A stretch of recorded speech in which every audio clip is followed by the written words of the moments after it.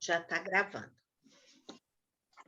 Bom, então nós vamos iniciar a nossa aula, né, nosso encerramento, né, desse semestre, a nossa última aula, e que coincide com o encerramento do capítulo 5, né, do livro Há 2000 anos. Hoje a gente termina esse capítulo, que vem aí ao longo de algumas aulas já, né, já tem acho que umas 6 semanas de aula, né, Marli, que a gente está trabalhando nesse capítulo.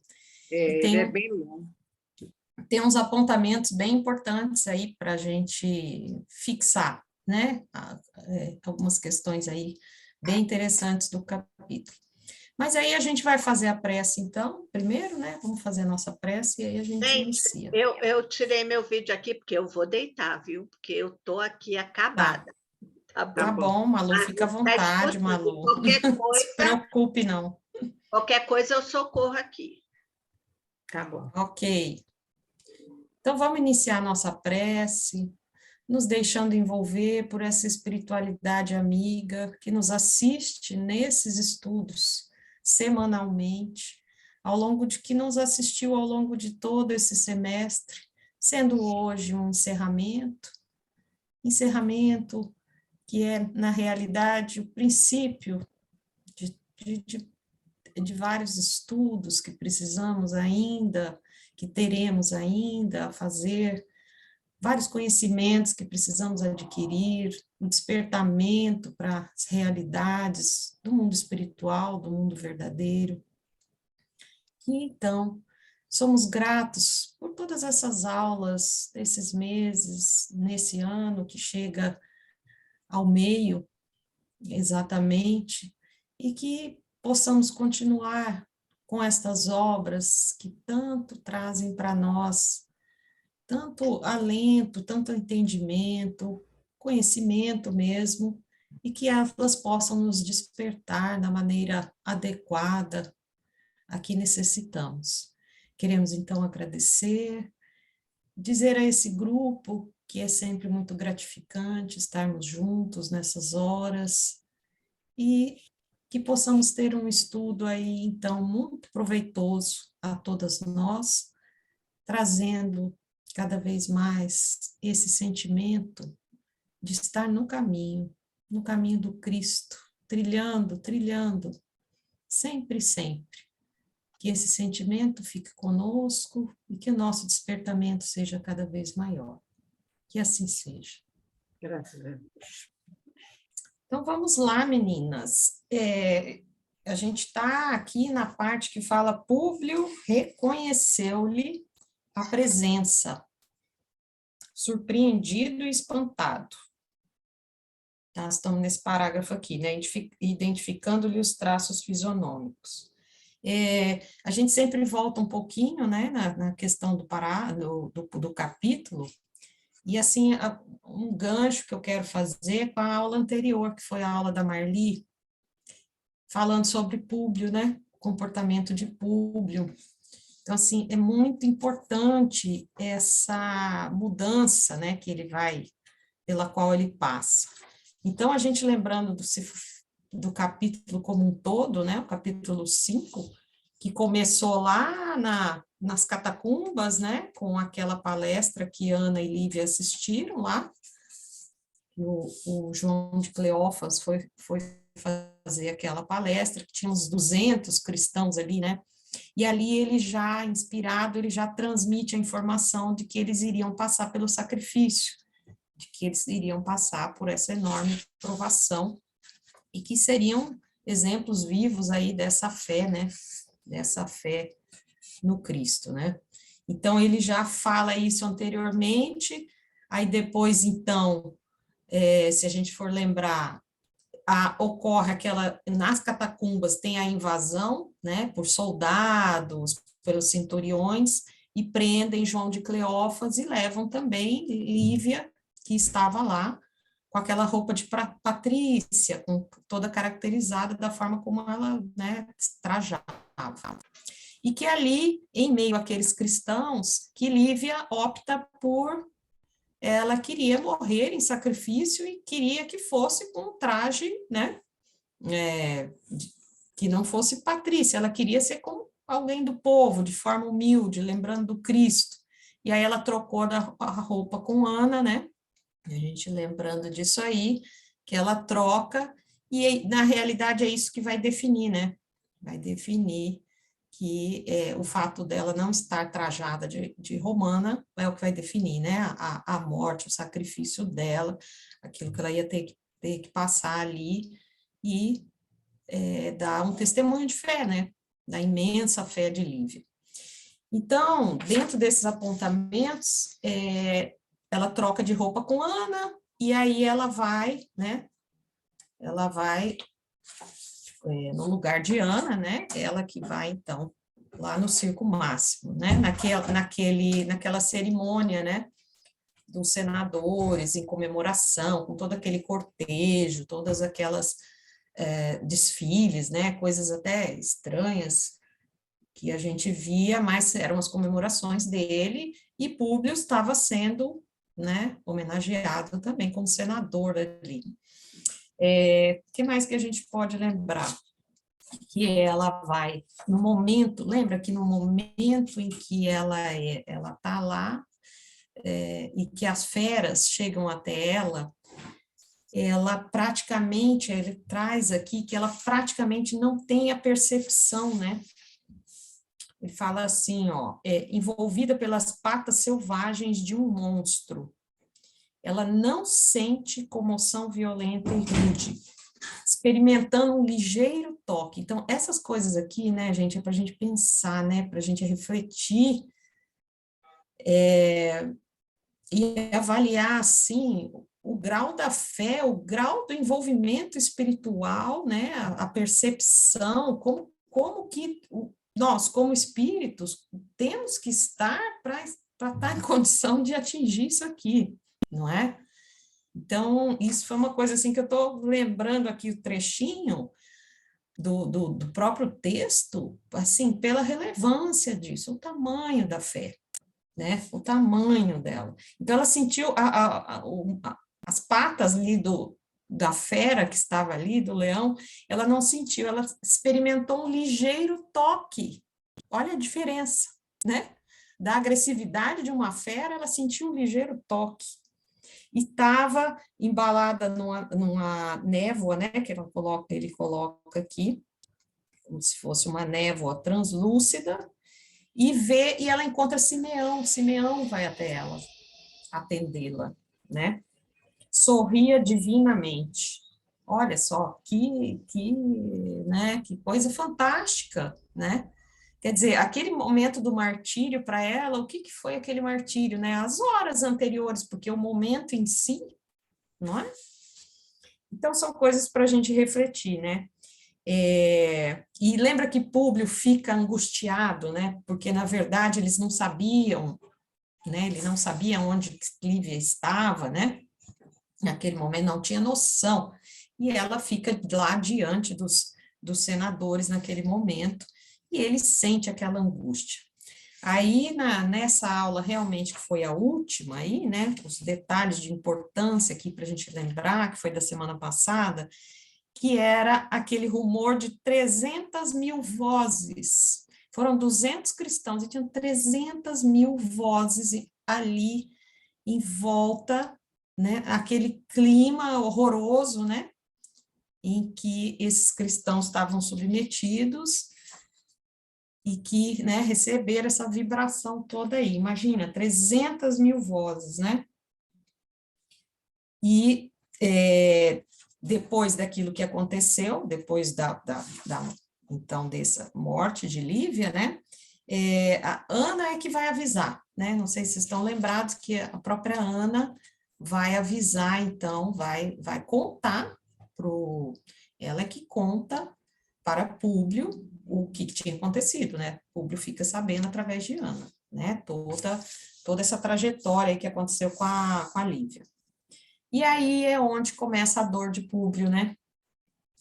Que fala a dor mais terrível de sua misérrima existência. Ele sente revolta, ele sente dor, a gente viu isso, a vingança, um sofrimento indefinível. E aí, quem que Públio, né, remete? Quem que ele vai lembrar? Jesus.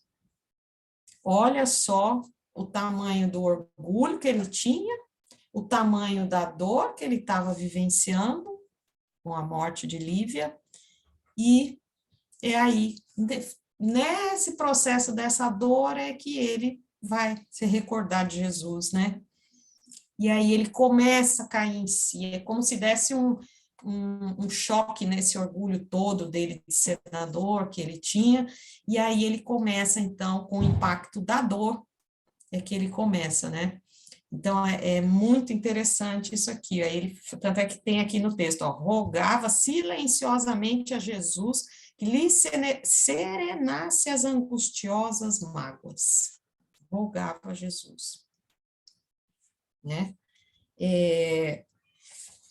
Continuar um pedacinho aqui, ó. Ah, sim. Aí tem aquele que a gente viu, né? A questão do episódio do colarzinho, né, gente? Que foi como o Públio identificou, né? Não vou voltar, que eu acho que todo mundo mais ou menos já lembra disso daí. E então Públio vai se voltar a Jesus, ele vai se lembrar e ele tomado assim por uma emoção imensa, né? Que foi aquela emoção que ele tinha tido no primeiro encontro com Jesus lá no Tiberíades, né? Lá às margens do lago. E ele envolvido com aquela emoção imensa, né? E ele então ele faz uma rogativa a Jesus, né? Oi, pode falar. Você está com o iPhone e não está aparecendo o seu nome. Aí você levantou a mão, gostaria de falar? Pode fazer algum comentário, viu, gente? Pode ficar à vontade. Tem uma mãozinha levantada ali. Quem está com o iPhone 1940 aqui, tá? Com a mãozinha levantada, mas quando precisar falar, pode ficar à vontade de falar também, tá? Então, gente, é nesse momento que Públio, então, roga a Jesus, né? Jesus de Nazaré. Aí Públio, olha, aquele cai em si, né? Não sei compreender a tua cruz e ainda não sei aceitar a tua humildade, dentro da minha sinceridade de homem. Vem socorrer ainda uma vez meu coração miserável e infeliz. Né? Então, realmente, nesse momento, ele se conecta com Jesus, né? Porque ele se coloca numa posição de humildade que ele não tinha conseguido ainda, né?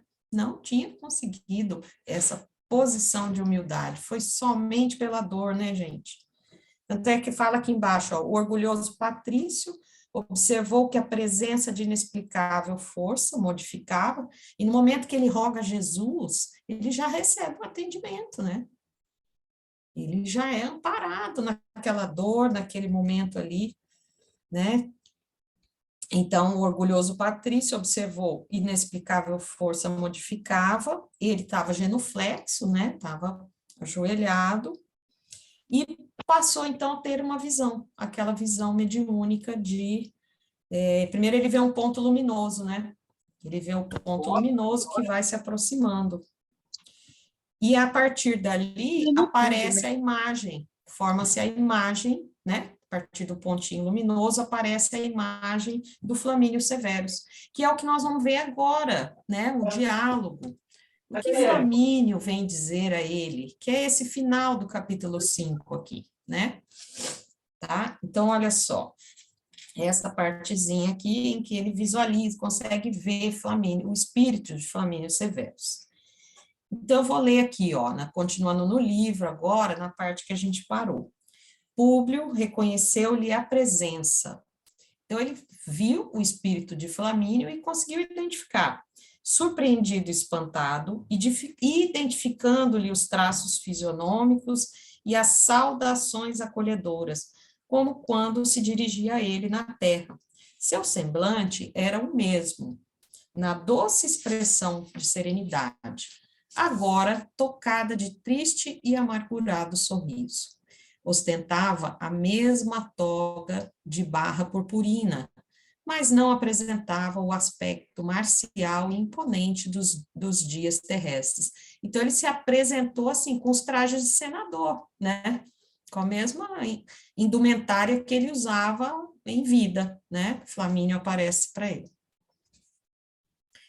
Flamínio contemplou-o como se estivesse assomado de piedade infinita e de ilimitada amargura.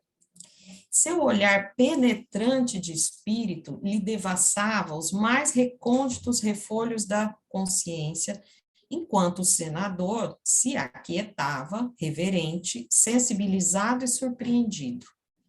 Imagina ele diante do amigo ali, né? Olha quanta coisa ele sentia, né? Reverente, sensibilizado, surpreendido, né? Com tudo aquilo ali. Aí, então, Flamínio fala para ele, Públio, disse-lhe carinhosamente a voz amiga do duende, não te revoltes com a execução dos desígnios divinos que hoje modificou todos os roteiros da tua vida. Ouve-me bem, falo-te com a mesma sinceridade e amor que nos une os corações de há longos séculos. Diante da morte, todas as nossas vaidades desaparecem. Nas suas claridades sublimadas, nossos poderes terrenos são de uma fragilidade misérrima. O orgulho, meu amigo meu, abre-nos além do túmulo uma porta de trevas densas, nas quais nos perdemos em nosso egoísmo e impenitência.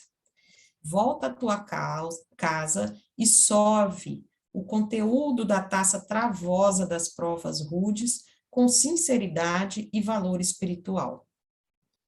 Porque ainda estás longe de esgotar o cálice de suas purificadoras amarguras dentro das expiações redentoras e supremas. As grandes dores, sem remédio no mundo, hão de abrir para o teu raciocínio um caminho novo, nos eternos horizontes da crença. Nossos deuses são expressões de fé respeitável e pura, mas Jesus de Nazaré é o caminho, a verdade e a vida.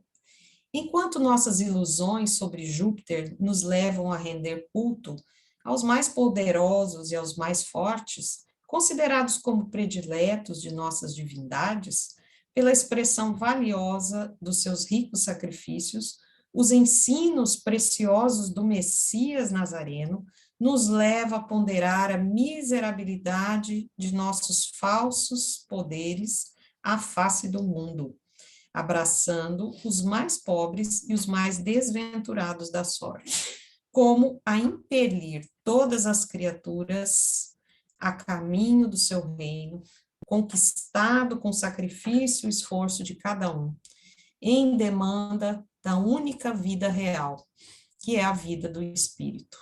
Olha só. Hoje sei que perdeste um dia a tua sublime oportunidade, mas o Filho de Deus Todo-Poderoso, na sua piedade infinita e infinito amor, atende agora ao teu apelo, permitindo que a minha velha afeição venha balsamizar as feridas dolorosas do teu coração atormentado. Veja só, é uma fala longa, né? Mas tem tanta coisa aqui de importância aqui para Públio, essa orientação, essa forma que foi colocada, tanta coisa aqui, né, detalhes, e isso tudo, né, gente, é a obra de Jesus. Jesus é que permite que Públio esteja diante de Flamínio, que, na verdade, tudo, né, é com permissão dele, com a permissão de Deus, mas olha aqui, no momento de dor, ele se volta para o Cristo. Às vezes a gente, às vezes, quando a gente está meio atormentado em dor, assim, a gente tem aquela dificuldade até, né, de se equilibrar, se harmonizar e pensar em Jesus. E esses livros vêm nos trazer assim, né, visualmente, né, através desse romance, que vem nos trazer a presença desse homem. Bastou ele rogar. Isso porque Públio não era, né? Não era cristão, não seguia, né? Mas toda aquela lembrança, aquela intuição ali que ele foi recebendo também, que ele foi sendo envolvido naquelas vibrações, a ponto dele ter essa percepção, essa condição de conversar, né, com o amigo. E aqui, né, gente, você vê que ele fala do orgulho, o Flamínio, né? O orgulho, e ele fala das dores, né? Ele fala do poder do mundo material, do poder da vida material, que o poder é transitório, né? A gente sabe disso, que as coisas da matéria elas acabam. Ele traz a questão da vida real. Olha quantas informações Flamínio está trazendo para a público. A vida real, que é a vida do espírito. E ele também, não vou dizer que ele consola, mas ele, assim, ele explica, ele mostra a questão assim, dos erros que Públio, e aquilo tudo que ele vai ter que ressarcir, que ele vai ter que restituir dos erros dele nessa questão de ter tanto apego as coisas da matéria, né, a vida material, e não ter despertado, né, naquela ocasião que foi a oportunidade dele, daquele encontro com Jesus, né. Então, o próprio Flamínio vem alertar, né, que a trajetória dele agora não vai ser simples, né, já não está sendo, né, na verdade, ele já está tendo muita coisa que a gente viu no livro que tem acontecido em função dessa escolha, né, é a história dos rumos, né, que a gente lê no livro da Joana depois. A gente tem rumos libertadores e tem rumos que não são tão libertadores assim, que na verdade nos aprisionam, né?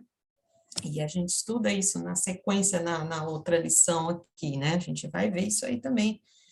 Então, ele pondera, vamos dizer assim, que nessa primeira fala do Flamínio, tá tudo assim de maior importância em termos de reflexão que ele precisa ter para que ele tenha condição de, né, se reerguer e tocar para frente. Mas a sensação que a gente tem que agora é um Públio diferente. É um Públio que foi tocado pela dor, tocado pelo sofrimento. Olha o valor da dor na nossa vida, não é? Simone. Pode falar. E assim, a gente vê o acontecimento, é como se fosse, eu penso assim, eu me vejo na cena, né? É como se fosse à tarde o acontecimento e passou algum tempinho aqui, à noite, por ali, e ele já recebe a visita de Flamínio, né? Não houve assim um tempo, meses, anos, foi rápido a forma como ele quis rever seus débitos, rever, e ainda pede para que esse homem, esse anjo lá, esse espírito, venha ser o seu anjo da guarda, ajude-o. A gente vê que ele foi realmente tocado, foi assim, foi um jato de luz, foi foi muito rápido esse tempo para que ele pudesse, não demorou, passaram-se 50 anos, não, rápido, né? Bom, você vê o tamanho da dor, né, Maria Ivone? então, E assim, Deus sabe das nossas necessidades, é isso que a gente tem que pensar.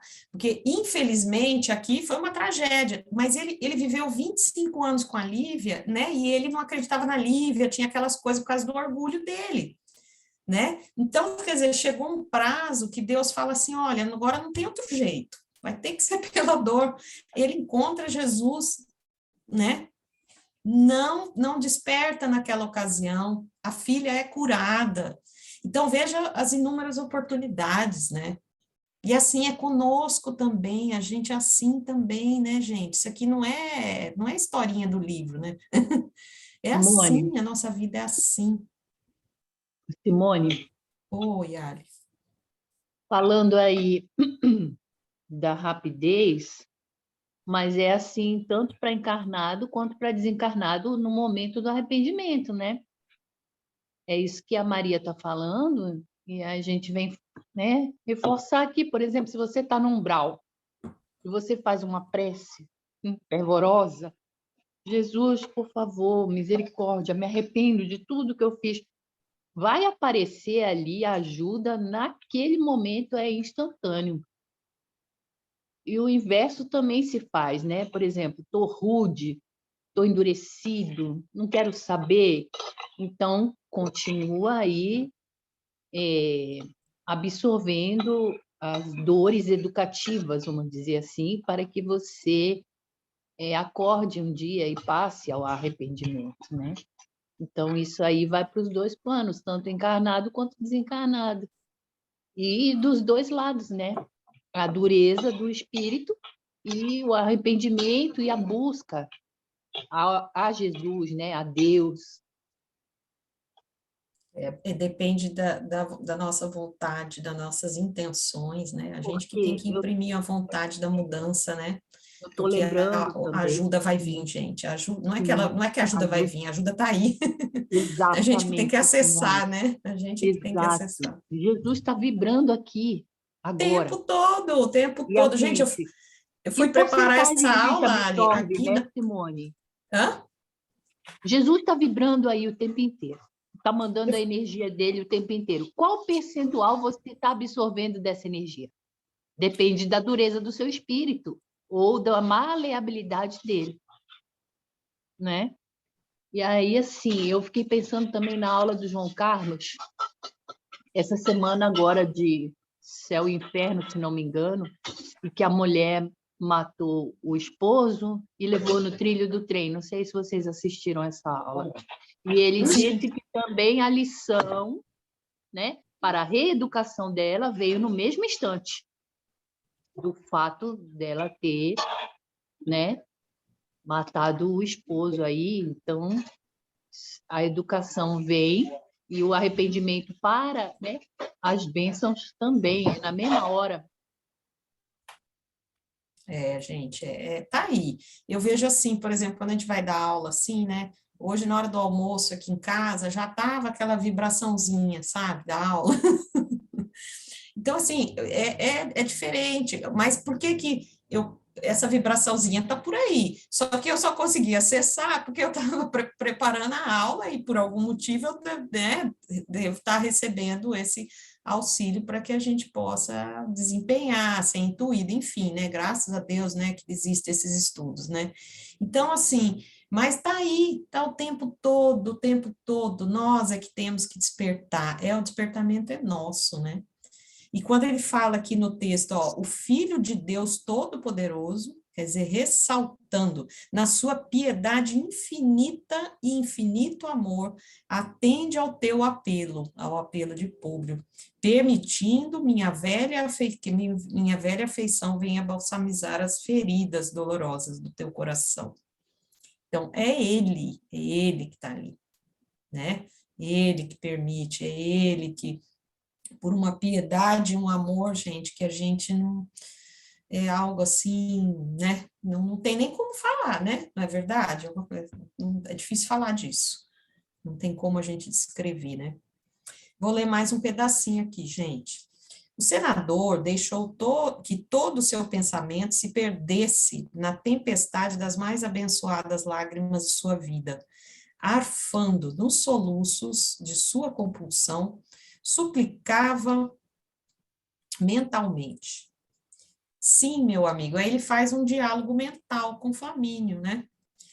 Sim, meu amigo e meu mestre, eu quero compreender a verdade e almejo o perdão das minhas faltas enormes. Olha como ele caiu em si, ele conseguiu alcançar. Gente, isso aqui já é uma bênção, não é? Isso aqui já é uma bênção. Se a pessoa consegue chegar nesse entendimento para se arrepender, é o passo que precisa, né? Porque depois vai ser só uma recuperação, uma restituição de tudo isso aí.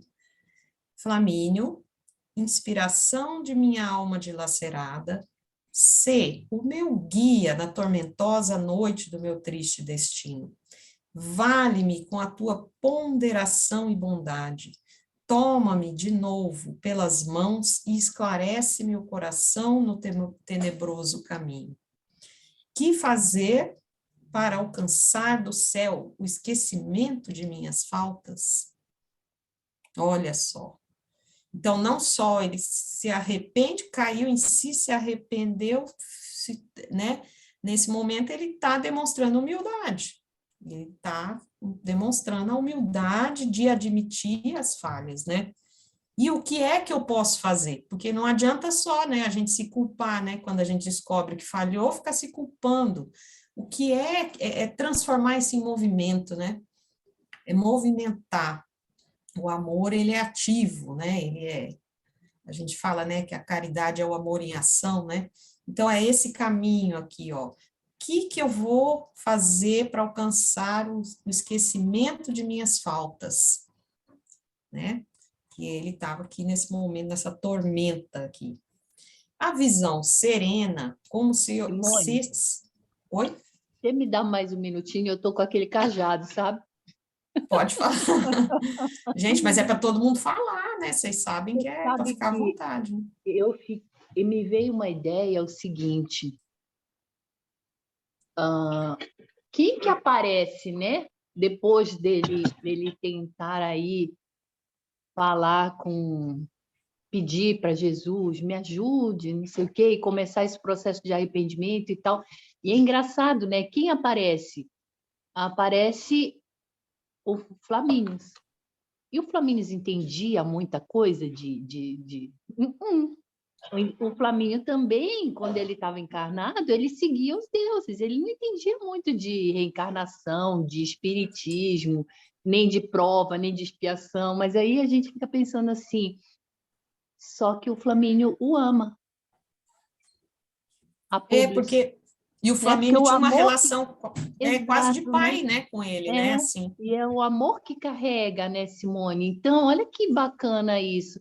Será que Públio ia prestar atenção se aparecesse um espírito altamente intelectualizado ou estudado de espiritismo e que pudesse falar tudo para ele, mas não.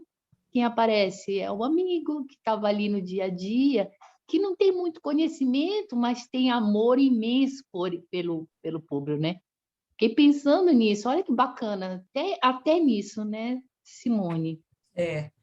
E a gente viu lá que quando foi o falecimento do Flamínio, que ele também teve uma assistência, ele, né, lembra no leito da morte, antes dele, ele também começou já a despertar, né? Quando ele estava no leito de morte, ele falou, olha, a realidade espiritual, ele já começou, que em vida ele realmente não tinha tanto, mas aí, acho que é o fato dele ir para o desencarne e voltar para o mundo espiritual, ele recobrou talvez até informações, entendimentos, que em vida ele realmente não era cristão, não conhecia Jesus.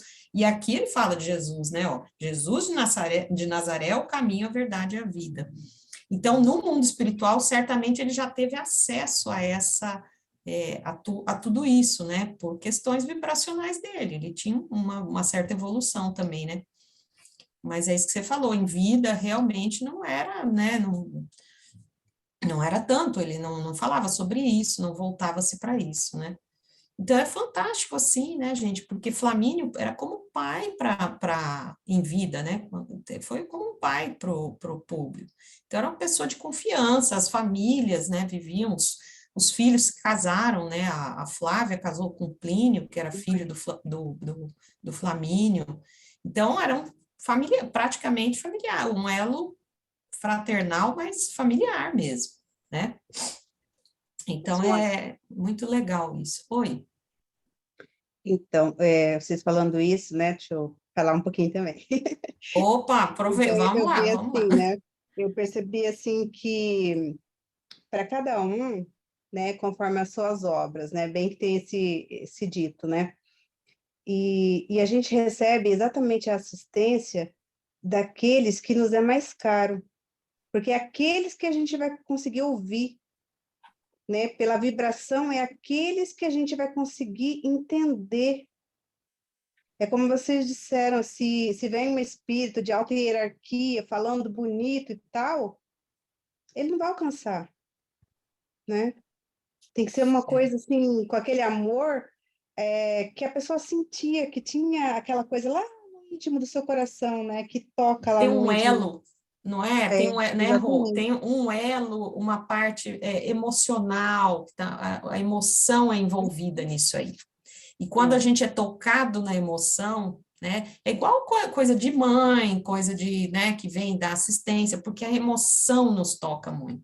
Então, é bem isso que você está falando. Até porque a gente pode pensar o seguinte, falando aí sobre a pessoa que está falando para nós, e se nós vamos ouvi-la ou não. Até porque, pensando, por exemplo, até no próprio Públio, quem falou com ele diretamente antes? Jesus, né? Ele ouviu? Não, não ouviu. E agora quem está falando com ele? Flamínio Severus. Eu vou ouvir? Vou. É o meu amigo Flamínio Severus. Eu o amo e eu sei que ele me ama. Eu não sei se Jesus me ama, eu não conheço esse Jesus. Entende? É bem isso. E outra coisa que ele está aqui, que ele não tinha naquela época, né? Aquela época, ele estava como, não queria ouvir, como que os ouvidos tapados pelo orgulho. E agora aqui, ele, ó, abriu para essa humildade pela dor, né? Então, agora ele está suscetível a isso, né? Então, cada coisa à sua época, né, gente? A gente não consegue ter essa dimensão para cada um, né, de uma forma que dá esse entendimento também, né? Imagina o que Lívia passou, a resignação dela, né, nesses 25 anos lá, vivendo um casamento em que ela, né, era tida como se ela tivesse traído ele com Pilatos, aquela história toda, né? E tudo isso ela levou, mas também era muito grandiosa, né? E foi se entregar, né, em sacrifício aqui. Não é, nada é à toa, né? Isso é muito bonito de se ver, tudo muito, cada um com as suas falhas, com suas inferioridades, com as suas dificuldades, outros com a sua melhor compreensão, mas tudo vai se encaixando, tudo vai tendo um processo aí, né, que vai acontecendo, não é? Paulo, na sua carta aos Romanos, né, ele diz que tudo converge para o bem daqueles, né, que amam a Deus. E naquele momento ali, o público ele começou a ser trabalhado, né? É lindo demais, gente. É como se ele estivesse sendo talhadinho, assim, né? Então, É isso mesmo. Vamos lá, vamos ver mais um pedaço, que a gente está quase acabando aqui o capítulo.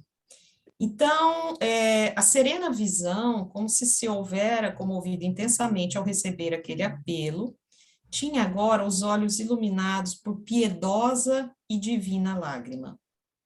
Aos poucos, sem que Públio pudesse compreender o mecanismo daquele fenômeno insólito, observou que a silhueta do amigo se diluía levemente na sombra, afastando-se da tela de suas contemplações espirituais, mas, ainda assim, percebeu que seus lábios murmuravam, olha só, gente, piedosamente uma palavra: perdoa.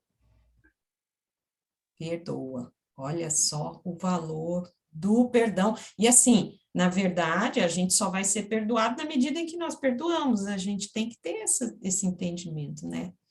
Porque nós precisamos, imagina o tanto de perdão que Públio aqui diante, né, dessas situações todas, o tanto de que ele ia ter que vai ter que resgatar, enfim. Então, ele precisa perdoar. Porque quando morreu ali também, ele ficou sabendo da morte da Lívia, ele carregou um sentimento de revolta, né? Mas ele aqui, a gente vai ver que ele vai ter outro comportamento com a Ana, porque ele poderia, pensa bem, a Lívia morreu porque trocou de roupa com a Ana, ele poderia acusar a Ana, dizer assim que não, foi por sua culpa que ela morreu, porque se ela tivesse contra você tá viva e ela tá, né? E ela foi morta.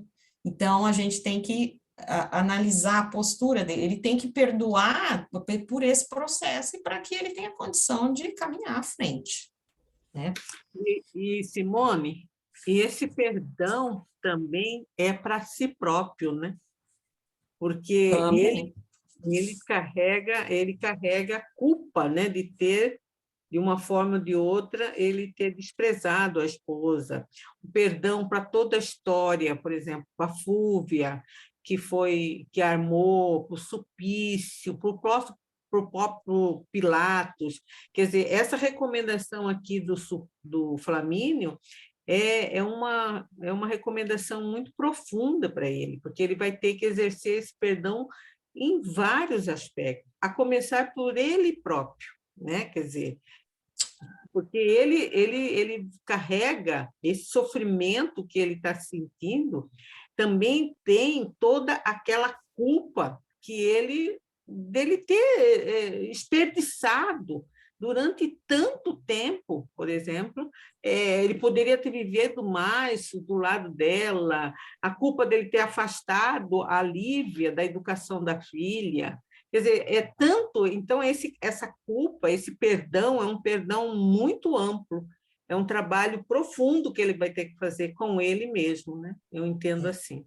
É verdade, Marli, porque foram várias situações ali, né?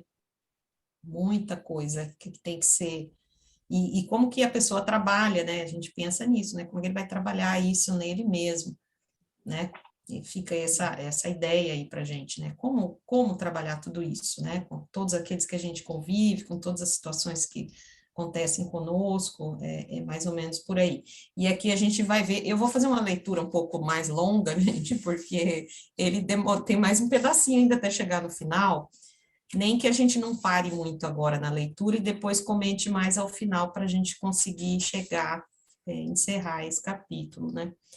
Tá, daí ele fala, então, perdoa, né? E aquela suave recomendação caiu-lhe na alma como bálsamo dulcificante.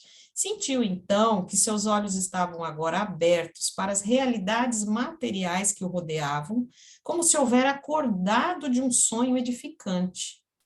Sentiu-se algo aliviado de suas profundas dores e levantou-se para retomar, com decidido valor, o fardo penoso da existência terrena.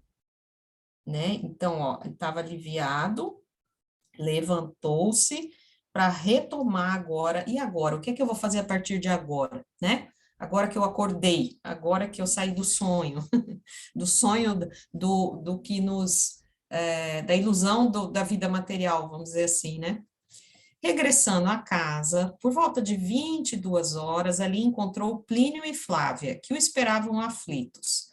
Vendo-lhe a fisionomia fundamente abatida e transfigurada, a filha ansiosa o abraçou, num transporte de ternura indefinível, exclamando em lágrimas: meu pai querido, até agora não nos foi possível obter qualquer notícia. Públio Lentulus, porém, fixou nos filhos o olhar triste e desalentado, enlaçando-os silenciosamente. Em seguida, chamou-os ao gabinete particular, para onde determinou igualmente a vinda de Ana, e os quatro, em conselho de família, examinaram emocionadamente os inovidáveis sucessos daquele dia de provações aspérrimas. À medida que o senador transmitia aos filhos as revelações penosas de Ana, que lhe acompanhava as palavras extremamente comovida, via-se que Flávia e o esposo traduziam no rosto as emoções mais singulares e mais fortes sobre a angustiosa impressão daquela narrativa. Ao fim do minucioso relato, Plínio Severus exclamou no seu orgulho irrefletido: mas não poderíamos imputar toda a culpa dos fatos àquela mísera criatura que há tantos anos serve indignamente em vossa casa? Assim se pronunciando, o oficial apontava a serva, que baixou a cabeça humildemente, rogando a Jesus lhe fortalecesse o espírito para o testemunho daquele momento, que adivinhava penoso para os sentimentos mais delicados do seu coração. Públio Lentulus pareceu participar da opinião do genro. Contudo, afigurou-se-lhe que as palavras de Flamínio ainda lhe ressoavam no ádito da consciência, né, no caminho, na entrada dessa consciência, e respondeu com firmeza. Então, veja a postura dele já diferente aqui, gente, a gente vai ver isso, né, depois dessa comunicação que ele teve, esse contato com Flamínio. Então, veja a postura, olha só: filhos, esqueçamos os julgamentos apressados. E se bem reconheça a falta de Ana, aceitando as vestes de sua senhora, venho venerar essa serva à memória de Lívia, para sempre, companheira fiel dos seus angustiosos martírios de 25 anos consecutivos. Ela continuará nessa casa com as mesmas regalias que lhe foram outorgadas por sua benfeitora. Apenas exijo que o seu coração saiba guardar os nossos lúgubres segredos dessa noite.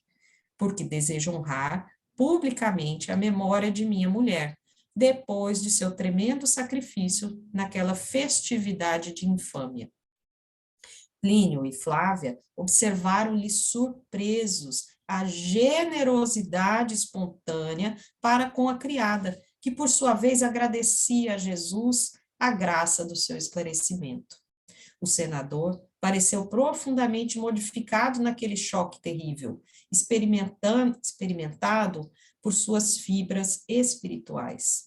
Nesse comenos, interveio Plínio Severus esclarecendo: há vários amigos nossos que aqui estiveram para cumprimentar-vos. Declarei que, em vista do vosso luto por minha mãe, Calpurnia, né? Está falando, Plínio falando da morte de Calpurnia ainda. Não comemoraríeis o vosso triunfo político na data de hoje, informando mais, no intuito de justificar vossa ausência, que a senhora Lívia se encontrava gravemente enferma em Tibur, para onde fora em busca de melhoras, notícias essas que, aliás, eram recebidas pelos nossos íntimos com o máximo de naturalidade, porque a vossa consorte nunca mais frequentou a sociedade desde a volta da Palestina, sendo compreensível que todos os nossos amigos a considerassem doente. Então, você vê o que acontece. Agora, ele não tem nem os despojos de Lívia, né? Do corpo dela. E aí ele tem que justificar de alguma forma, ele quer prestar as homenagens, né, do funeral de Lívia, mas ele precisa justificar, porque Lívia não estava presente. Então, o que o Plínio fez? Ele falou que estava em Tibur. Tibur é uma cidade na Itália em que eles tinham uma casa, a família, né? Eles tinham uma casa lá, então Lívia teria ido para lá porque já estaria doente.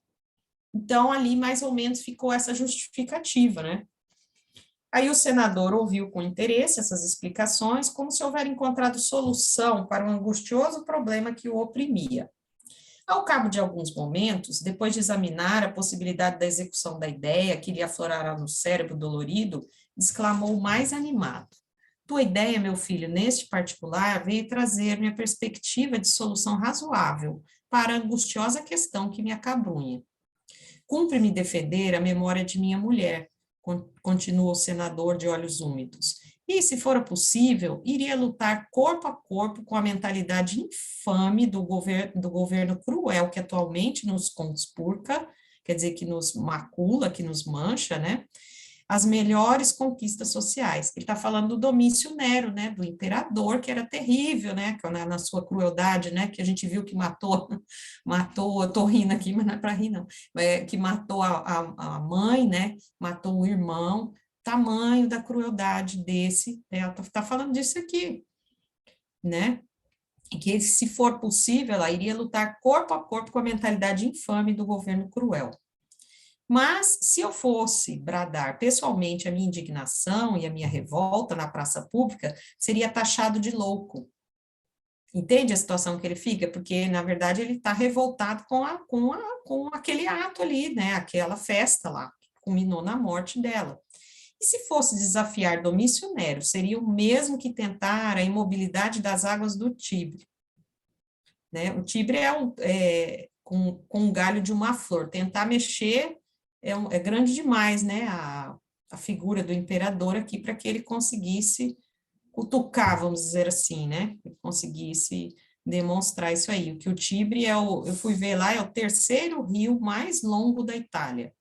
Então, é um rio enorme que corta a Itália, né.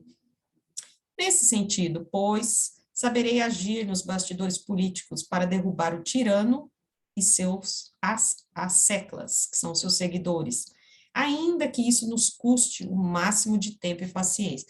Então, ele ia ficar, porque teve, para derrubar Nero, né, teve uma conspiração, né, sempre tinha, né, gente, porque o que eles faziam lá, chegava uma hora, tinha tantos inimigos, né, que chegava uma hora que se formava uma conspiração para tirar, porque é um poder pautado no quê, né, um poder que não vai permanecer muito tempo, né.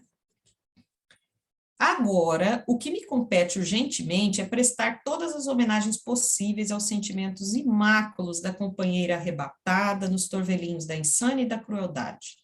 Plínio e Flávia escutavam-nos silenciosos e comovidos, sem lhe perturbarem o curso rápido das palavras, enquanto ele prosseguia sensatamente.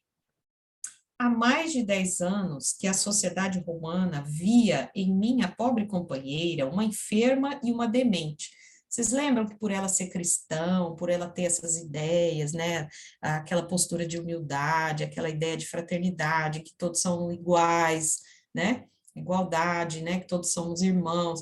Então, ela era tida como demente, né? Já era assim que a sociedade via a figura de Lívia, né? Ela é uma louca, como que ela está falando isso? Ela é uma patrícia, esposa de um senador romano, né? Que tem aí a alta classe social. Como que ela tinha aquela postura de cristã? Então, ela era tida como enferma e demente. E já que os nossos amigos foram avisados de que Lívia se encontrava em Tibur, talvez aguardando a morte, partirei para lá ainda esta noite, levando Ana em minha companhia. Então, ele está armando uma situação para dizer, né, para fazer as homenagens do funeral de Lívia, mas, na verdade, sem o corpo de Lívia, né? Porque aqui, pelo menos, não fala, não teve acesso, né? A gente sabe que ele achou somente aquele colar de pérolas, né? Tá, e como se estivesse tomado por uma ideia fixa com aquela preocupação de homenagear a morte inesquecível, Públio Lentulus continuou. Nossa casa em Tibur está agora desabitada, porque há 20 dias Filopactor foi a Pompeia obedecendo a determinações minhas.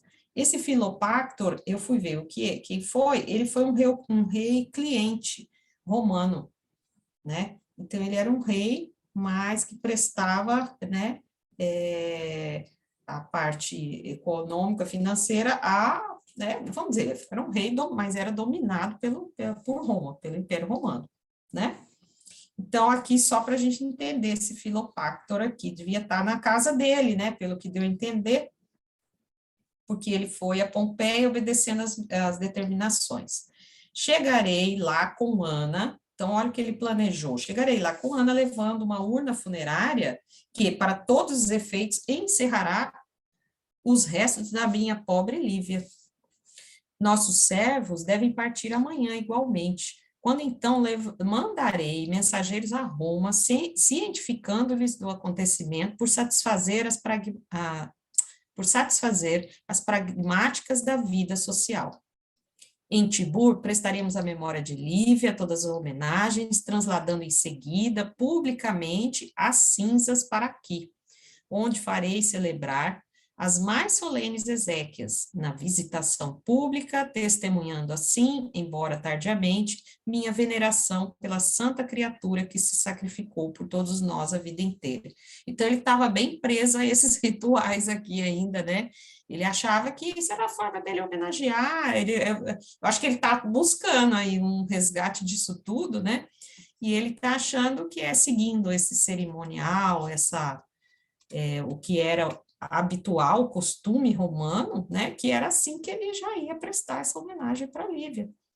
E ele ia fazer como se o corpo fosse incinerado e depois levava de Tibur, né? Ela tivesse morrido em Tibur, levava esses restos, essas cinzas para Roma, né?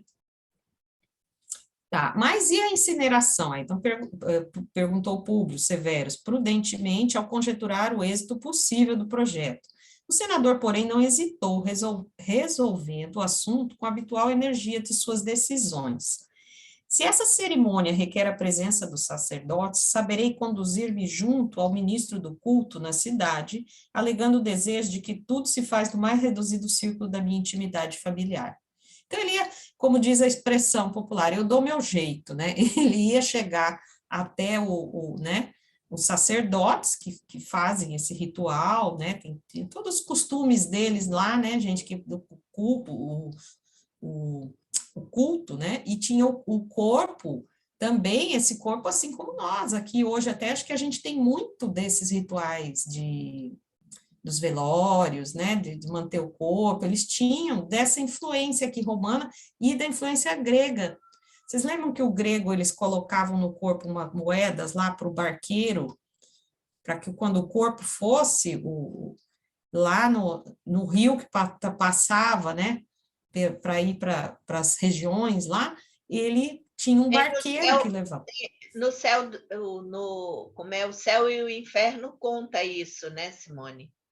Isso. Tá lá, Era né? costume dos gregos, né? Tinha que pôr, eles colocavam. E parece que o romano, por influência grega, eles também realizavam esses tipos de rituais, né? Então tinha toda uma. E tinha os sacerdotes envolvidos nisso, né?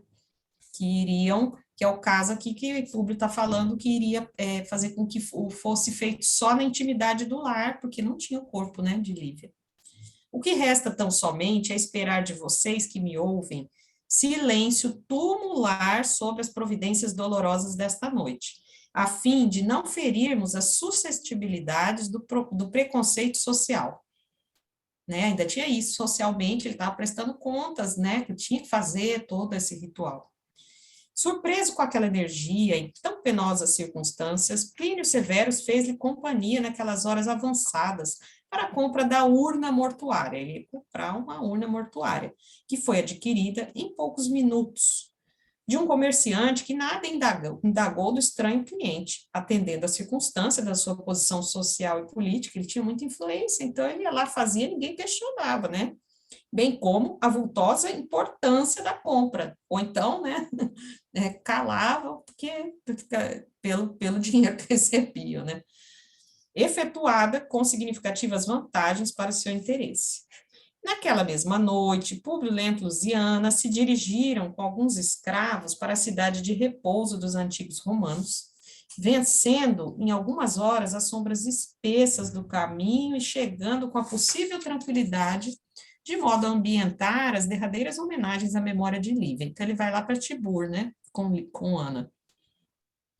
Todas as providências foram adotadas com profunda surpresa para todos os servos, que não ousaram discutir as ordens recebidas, e mesmo para os patrícios da cidade, que sabiam doente a esposa do senador, mas ignoravam o doloroso episódio da sua morte.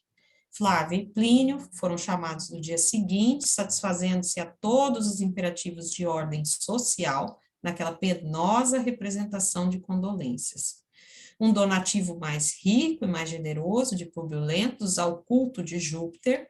Júpiter era o deus, né? Era considerado o deus, então tinha um templo de Júpiter e era lá que os sacerdotes faziam, né? Cultuavam essa cerimônia fúnebre, né? Era feito o culto a Júpiter, né? A plena autorização, então, do clero tiburtino, no referente à sua decisão de incinerar o cadáver da esposa na intimidade da família, sendo a memória de Lívia homenageada com todos os cerimoniais do antigo culto dos deuses, invocando-se a proteção dos manes e divindades domésticas. Os manes eram considerados por eles almas dos ancestrais, mas que como se morresse o seu ancestral se tornasse um deus, era também cultuado, né, os manes, os ancestrais eram como se fossem deuses também. Tá? Então, ele pediu a proteção desses manes. Numerosos portadores foram expedidos a Roma, e daí a 2 dias a urna funerária chegava à sede do império, penetrando pomposamente no Palácio do Aventino, onde a esperava um soberbo catafalco. Fui ver o que era catafalco, gente, porque eu não sei. É aquele estrado, é aquele local onde você coloca a urna funerária.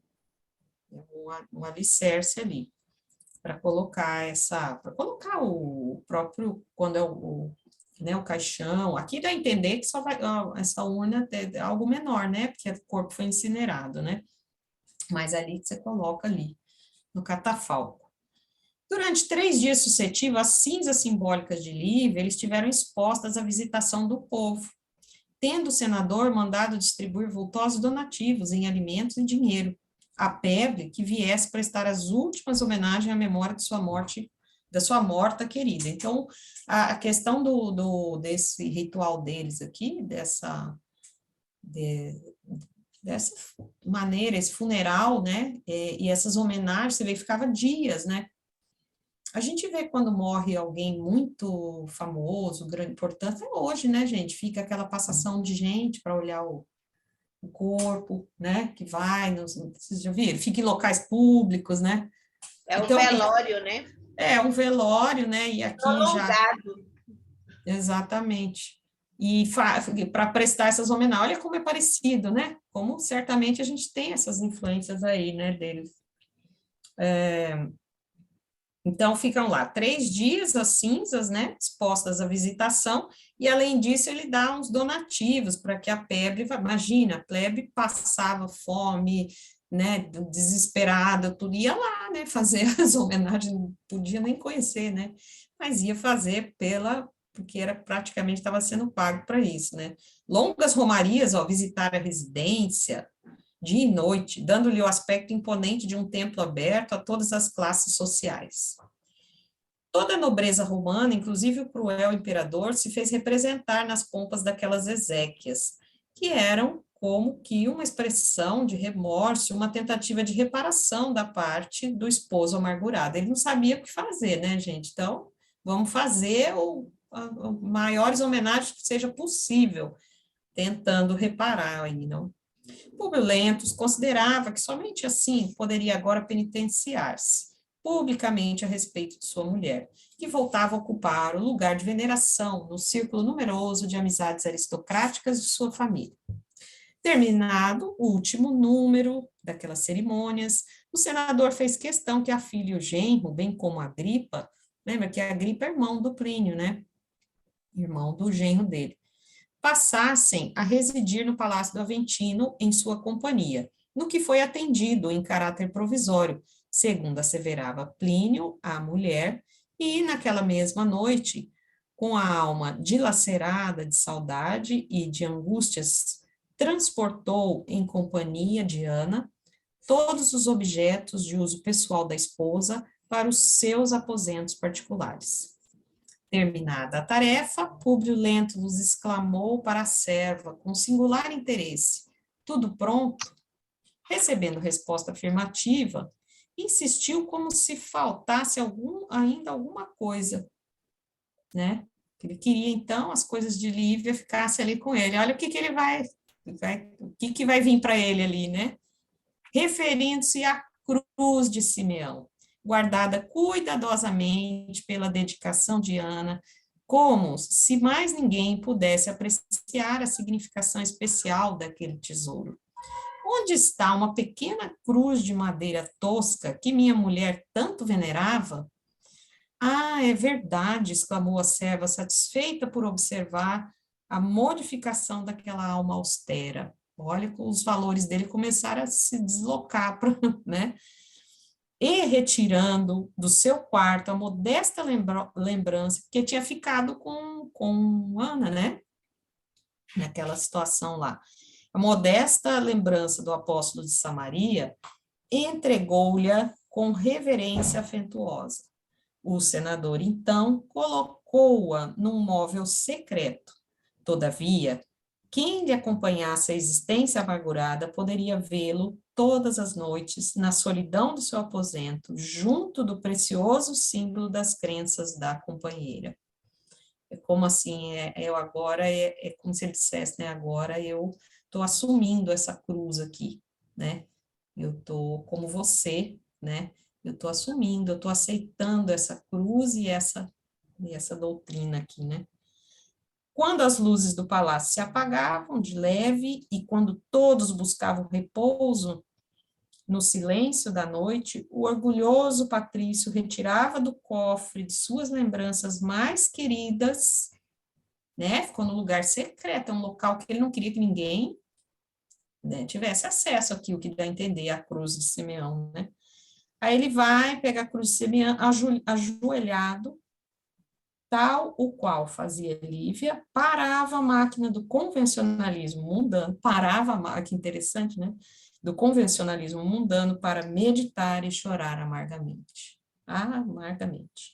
E aqui termina o nosso capítulo, né, gente? Com esse Públio aqui, né? Que eu acho que isso aqui já é um alento, né? Ver a transformação dele. Olha que imensa transformação que ele teve nesse capítulo, né? Modificou bastante, né? Assim, a morte dela quebrou o orgulho dele, né?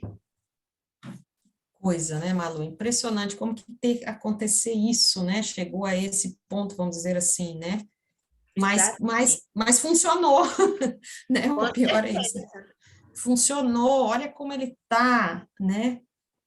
Seguindo o exemplo de Lívia. Então, é como tudo aquilo que a gente sabe, né, gente? O processo educacional, o nosso despertamento, a gente segue modelos, a gente segue exemplos, né?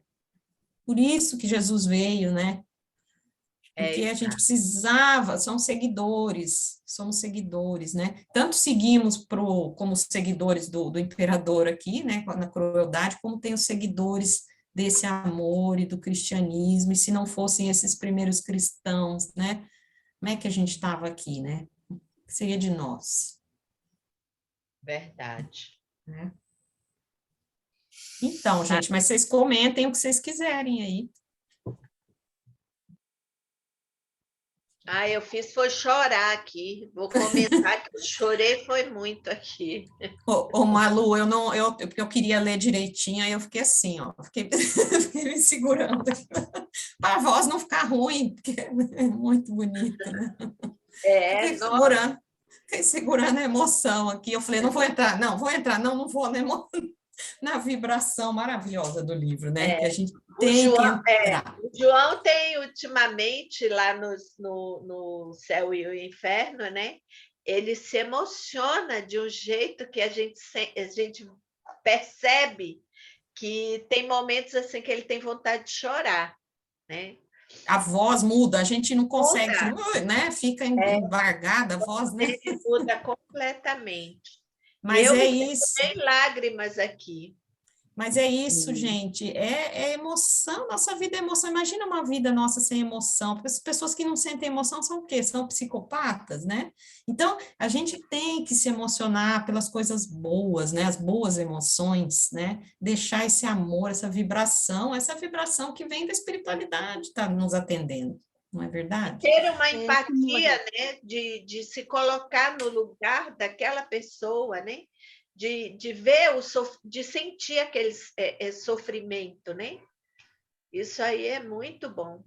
E eu acho também que a lição ela reflete, tão parece um espelho para nós hoje, porque fomos nós no passado, hoje reflete, mexe com a energia, mexe com a emoção, mexe com o pensamento, mexe o quanto temos que melhorar. Está aí a lição, está aí o espelho para, né? O livro abria cada história do livro, voltar a ler cada dia para ver aonde que temos que, né? Pelo que passou, porque eles passaram, porque eles foi vencido. A nossa história está dentro desse capítulo, dessas páginas, né? Com certeza. Por isso que mexe com a emoção, mexe com o sentimento, mexe com tudo, porque nós estamos vendo no passado nessa hora, né? Sim, as reminiscências que temos em nós, né, no nosso inconsciente, das outras vidas e tudo, né? Mas é bom porque a gente está trabalhando isso, né, gente? A gente está revivendo isso e ressignificando e dando um outro caminho. E esses estudos é que nos direcionam. Os exemplos a não seguir, né? Tipo, os exemplos a não seguir. Os não seguir, os a seguir, né? Que, por exemplo, Simeão, Lívia, né? Podemos seguir, já o Públio, né? As falhas, ele traz esse livro justamente para nos alertar, né? Pode falar, tem que cair, tem também. Que levantar, tem que vencer, tem que batalhar, tem que semear. Sim. Eu fiquei pensando, né? A gente só vai sentir essas coisas se nós mudarmos a nossa personalidade. E a nossa personalidade, ela vai mudando dia a dia. Voltemos lá para os nossos 20 anos, se nós choraríamos com as passagens desse livro, ou com qualquer lição que viesse de Jesus ou de quem quer que fosse, não. Porque estava lá, e também está dito assim, né? Lembra das bodas? Deus fez as bodas, olha, o rei fez as bodas, está tudo pronto para receber vocês e tudo, mas não entraram, não entraram. Mas o que não entrou? Aquele espírito não entrou nas bodas? Não, ele vai entrar, só que não hoje, porque a sua personalidade hoje não está pronta para o jantar que Deus ofereceu. Só que amanhã a sua personalidade já pode participar do jantar. Então, esse estudo e todas as lições que a gente aprende no decorrer das nossas vidas, né? Dificuldades em família, doenças, problemas no trabalho, problemas financeiros, tudo isso vai moldando as nossas personalidades. Até que nós tenhamos esse sentimento de empatia, de fraternidade em relação ao próximo, né? E aí sim a gente consegue absorver um pouco melhor, mas eu ainda digo que não tudo. Até porque o Júnior me disse uma vez que a gente estuda o livro, mas a gente ainda não consegue se aprofundar mais significativamente nas lições que os livros trazem. E à medida que a gente vai lendo mais e mais vezes, é claro, nós vamos aprendendo cada vez mais. Mas é isso, nossas personalidades vão sendo transformadas né, com tudo isso. Sim. E no começo, queria ver se alguém chorasse. Não, todo mundo com coração duro, né? É ler uma história do outro, né? Quando você lê a história do outro, não te emociona. Agora, quando você traz para você aquela vivência, aí mexe, como a Estefânia falou, aí mexe, né? Mexe com o que a gente é, com o que a gente foi, né? E tem duas palavras aí que você falando que eu gosto bastante. Eu acho assim, a questão da mudança de valores, que a gente tem que rever os nossos valores, o que é realmente importante, né, as nossas horas, onde que a gente está investindo, com o que fazemos, com o que pensamos. E outra palavra é ressignificar alguns traumas do passado, sabe? Você trazer mais numa questão psicológica mesmo, você ressignificar aquilo que você passou, que às vezes você não consegue perdoar, aquela pessoa difícil, aquela coisa que você fala, meu Deus, mas como que eu vou fazer com isso? Eu quero melhor. A gente quer, a gente entende, mas você tem que ressignificar, entender o contexto, né? É aquele familiar, sei lá, é marido, é filho, é todo mundo, porque nós estamos cercados disso, gente. A gente tem os nossos acertos em todos os âmbitos, né? Então, eu gosto muito disso, de pensar sobre isso. Os valores. Vocês estão me ouvindo, gente? Estão me ouvindo? Estamos. Eu acho que andou cortando aqui. Não, então, não o valor. Ah, então tá bom. Estamos ouvindo bem. Tá, então, a questão dos valores, tá? Eu acho que é isso, a gente pensar onde é que está a minha cabeça, em que valores que eu estou me apegando, me prendendo, né? É os valores do espírito, é a vida do espírito, é a vida verdadeira, né? A gente pode se questionar. Acho que são exercícios, assim. E outro é ressignificar, compreendendo a dor do outro, porque o outro falha muito, porque ele também falharam com ele, é uma confusão danada, né? É muito complexo. Então, assim, estarmos atentos a isso aí, diante disso que você falou, Ali, me passou isso aí, né? E que isso vai nos amadurecendo para podermos ter uma compreensão melhor dessas realidades, né? Alguém quer falar mais alguma coisa, gente? Complementar? Cida? Eu li esse livro, eu tinha 20 anos. A Lê fez eu lembrar.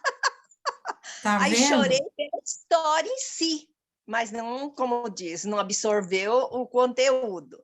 Aí depois, quando nós começamos as aulas na Sala Azul, uma pessoa falou para mim assim, você sabe que Chico Xavier demorou 8 meses para escrever esse livro e Emmanuel sofreu muito para recordar essa história? Aí que despertou e agora completou. Então, nós temos que amadurecer para entender, né?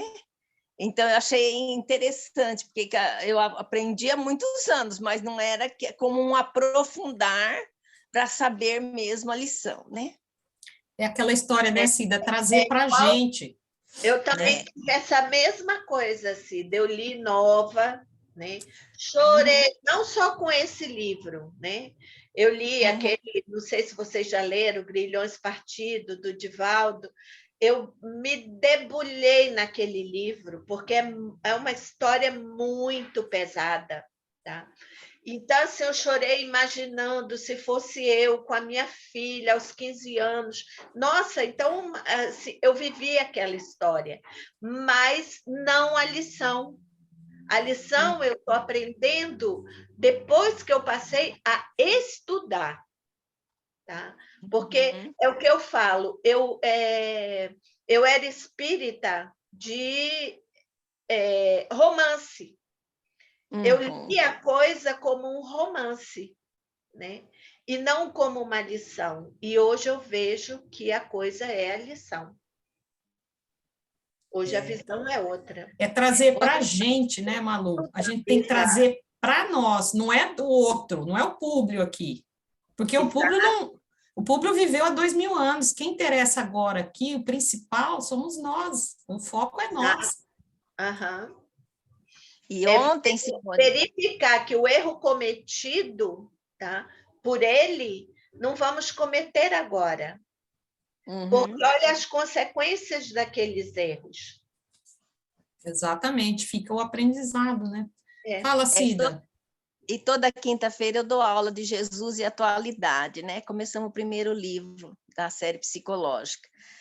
Eu bato na tecla, todas as minhas aulas, que eu tenho que falar de Jesus. Os problemas, nem falou, primeira vez da tristeza dele, um dia, uma vez só, ele ficou triste, a tristeza é uma doença, é isso, e ela começa, Jesus e alegria.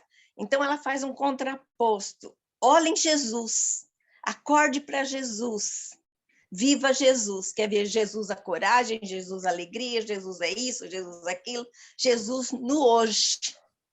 Então, isso despertou muito em mim essa situação de pôr Jesus nos nossos dias. Sim. Então, o que eu falei, carregue Jesus dentro de você hoje. Não aquele sacrifício, não o que passou e quem foi ele, né? Traga ele para você hoje. Então, eu achei muito bonito. Veio completar a aula de ontem, da Joana. Maravilhoso, né, Cida? E é isso mesmo, né? A história é nossa, né, gente? A gente estuda aqui vários personagens, mas a principal história é a nossa, né? Que a gente tem que construir, trabalhar nela, né? Ô, Malu, eu acho que se você quiser trocar Vou trocar.